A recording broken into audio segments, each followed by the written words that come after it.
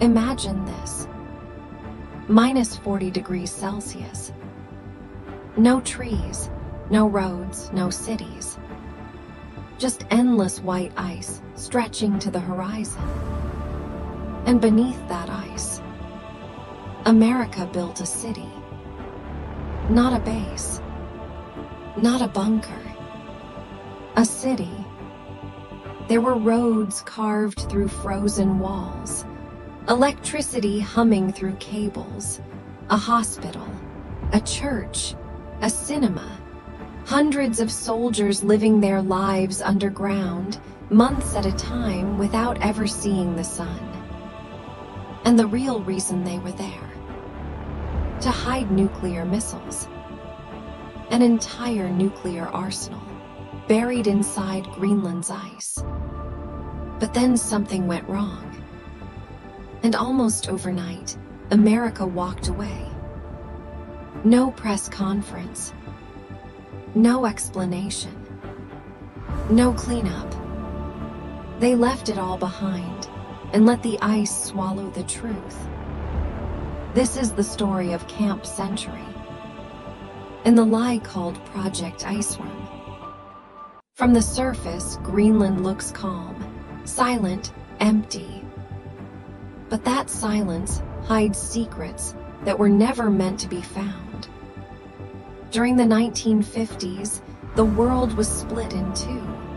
Capitalism on one side, communism on the other.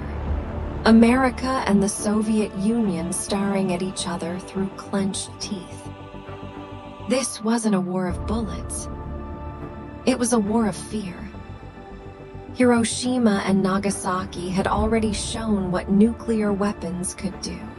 Cities erased in seconds. Shadows burned into walls. Now the question wasn't if nuclear war would happen. It was who would strike first. America feared one thing above all else: surprise. If the Soviet Union launched first, there would be no warning, no defense, no second chance. So American military planners asked a dangerous question. What if we hide the missiles somewhere no one would ever look? And their eyes turned north, to Greenland. Greenland was perfect. Remote, frozen, almost impossible to survive in. Missiles launched from here could reach the Soviet Union in minutes. And best of all, no one would suspect a thing. Officially, America said they were building a scientific research station, a place to study ice, climate, Arctic living. Denmark, which controlled Greenland, agreed. After all, who would object to science? But beneath that paperwork, another plan was forming. A plan that was never written down in full. A plan called Project Iceworm. Massive machines arrived in Greenland. Steel blades cut into ancient ice that hadn't been touched for thousands of years. Slowly, tunnels began to form. One tunnel became 2. 2 became 10. 10 became 22. Camp Century was born. An underground city beneath the ice. Soldiers slept in narrow rooms carved from frozen walls. A nuclear reactor powered the entire place. Water was melted from ice. Food arrived through supply tunnels. To the outside world, Camp Century was an experiment. A test for future Arctic cities. But every tunnel was measured. Every curve calculated. Because Camp Century was just the mask. The real plan was far bigger. Project Iceworm wasn't about one base. It was about a weapon network stretching across Greenland. 4,000 kilometers of tunnels. 600 nuclear missiles.